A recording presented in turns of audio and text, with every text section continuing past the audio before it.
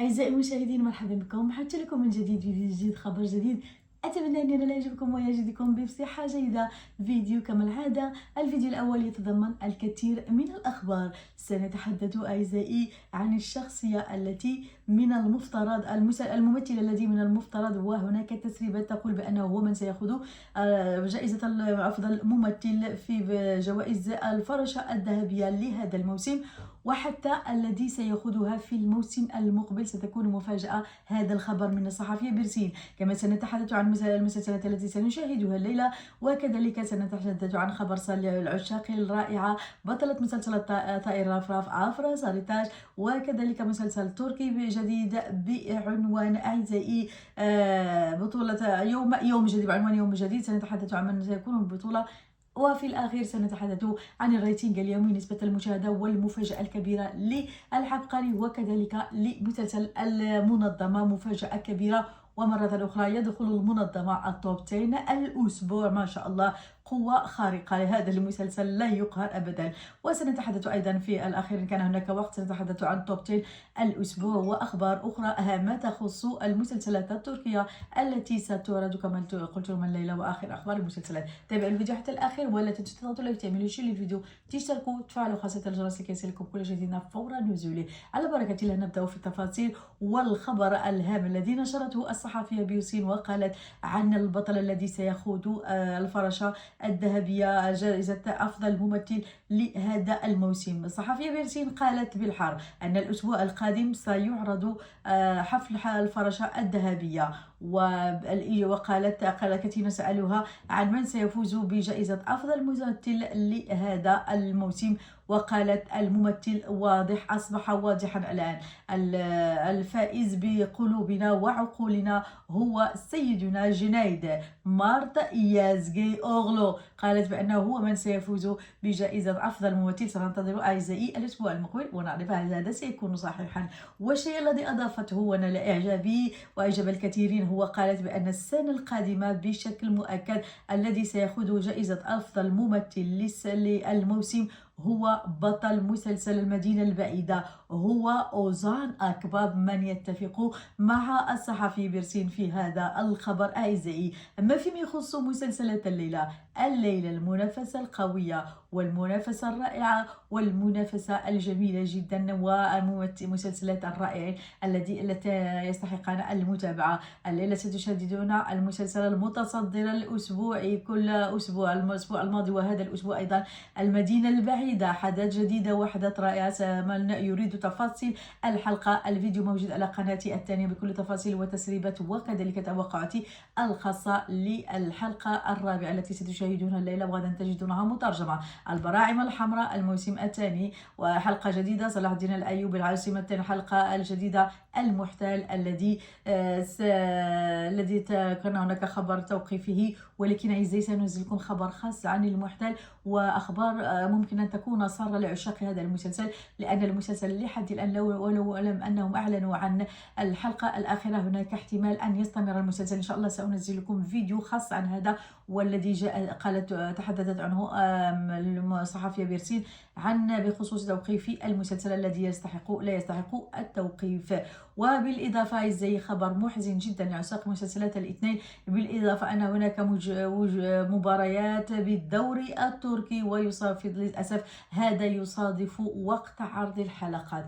أكيد أعزائي لا تنصدموا ولا تتفاجئوا إن انخفضت نسب المشاهدة. شاركوني رأيكم ما المسلسل الذي ترون أن نسبته ستنخفض يوم غد بوجود الليل بوجود مباريات الدوري التركي. أنا أتوقع أنهم كلهم ستنخفض نسبهم، ولكن المدينة البعيدة لا أتوقع أن تنخفض نسبته، حتى إن انخفضت ستنخفض بشيء قليل، وممكن أن ترتفع النسبة، لأن عشاق هذا المسلسل تقريبا كما قلت لكم في السابق أن الذين يشاهدون المسلسل تقريبا سنهم أكبر من 45 ففوق، إذا ممكن أن ترتفع نسبة مسلسل المدينة البعيدة، وإن انخفضت ستنخفض بشكل بسيط جدا. ما رأيكم أعزائي؟ أما فيما يخص عفرة ساريتاج، والخبر السار هو أن اليوم عيد ميلادها. عفرة ساريتاج ألف مبروك وكل سنة وأنت بألف خير. أما فيما يخص أعزائي الريتنج اليومي ونسبة مشاهدة المسلسلات التي التي انعرضت يوم أمس الأحد مفاجأة كبيرة، ارتفعوا بشكل قوي جدا، لا المنظمة ولا كذلك العبقري. طبعا المنظمة في المرتبة الأولى والعبقري في المرتبة الثانية، وانخفاض قوي جدا للعبقري ما شاء الله، نتمنى له التوفيق بدل أن يقتربوا من النسب القوية والتنافس على الرتب الأولى كما قلت لكم، وكذلك حتى الصدر. لما لا؟ المسلسل الأول الرتبة الأولى للمنظمة 8.42 وارتفع بشكل ملحوظ، 7.66 في أبي وارتفع بشكل ملحوظ، و9.09 وارتفع بشكل ملحوظ في فئة ABC.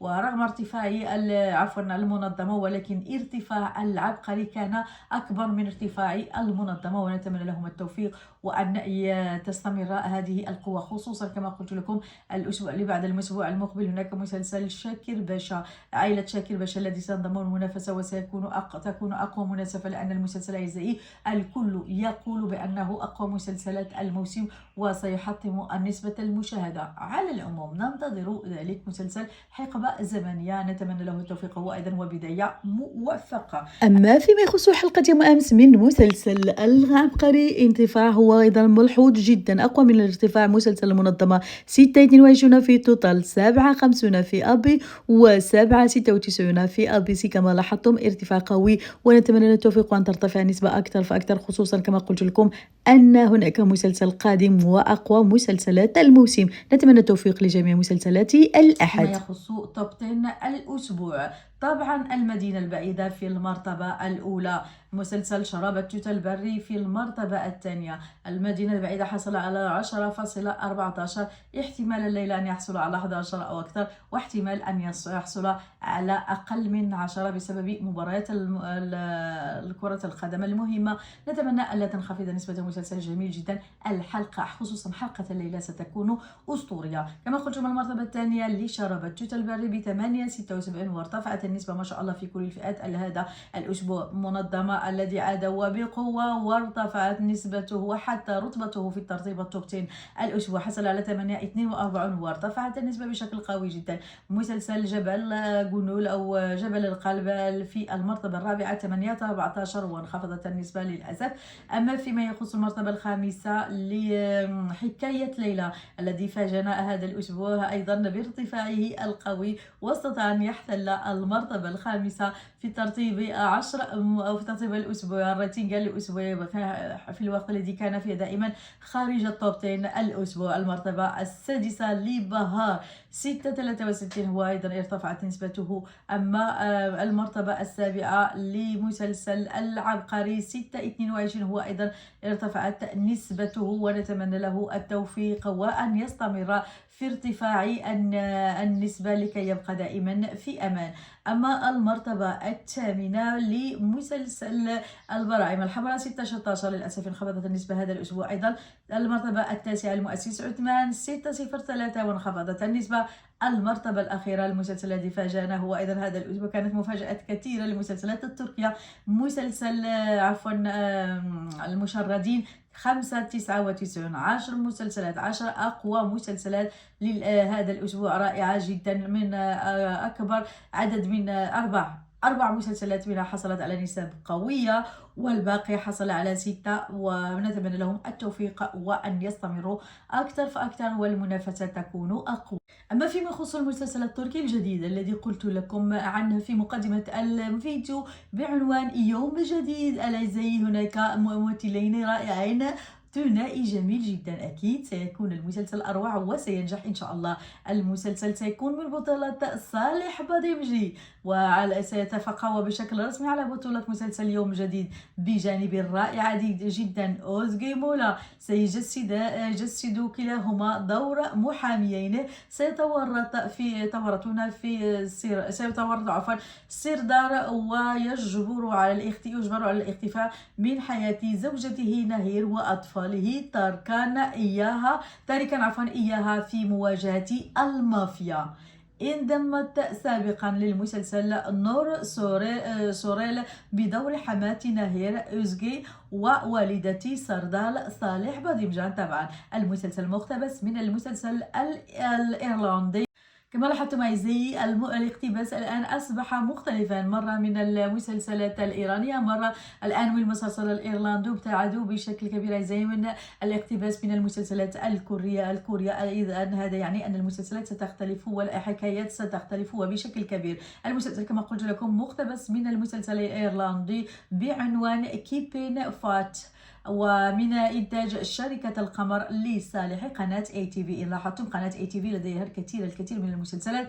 نتمنى التوفيق للمسلسلات التي تعرض الآن، لأن كل انخفاض وكل نسبة ضعيفة أكيد توقف، وسيعرض مسلسل تركي جديد مكانه. ما رأيكم أعزائي في كل هذه الأخبار والمخابر الذي نال إعجابكم، خصوصا الخبر الذي نزلته الصحفية بيرسين عن أفضل ممثل لهذه السنة، وقالت بأنه بطل مسلسل البراعم الحمراء الرائع جدا جنيد مارتيازغي أوغدو، وكذلك قالت بأن العام المقبل سيكون من نصيب أوزان أكباب. هل فعلا يستحق أوزان هذا المنصب في نظركم؟ نتمنى لكم التوفيق والنجاح، وأشكركم على المتابعة. وصلت نهاية هذا الفيديو. كما أقول لكم دائما أعزائي، فضلا وليس لا تنسوا تضغطوا لايك، تعملوا شير للفيديو، تشتركوا وتفعلوا خاصية الجرس لكي يصلكم كل جديد فور نزوله، ولا تنسوا كذلك تتركوا لي تعليق بخصوص ما جاء في الفيديو رأيكم فيه، وكذلك تشاركوني هل الفيديو نال إعجابكم أم لا، وكذلك تساؤلاتكم مرحبا بها. إلى اللقاء في فيديو جديد، تحياتي لكم وشكرا على المتابعة.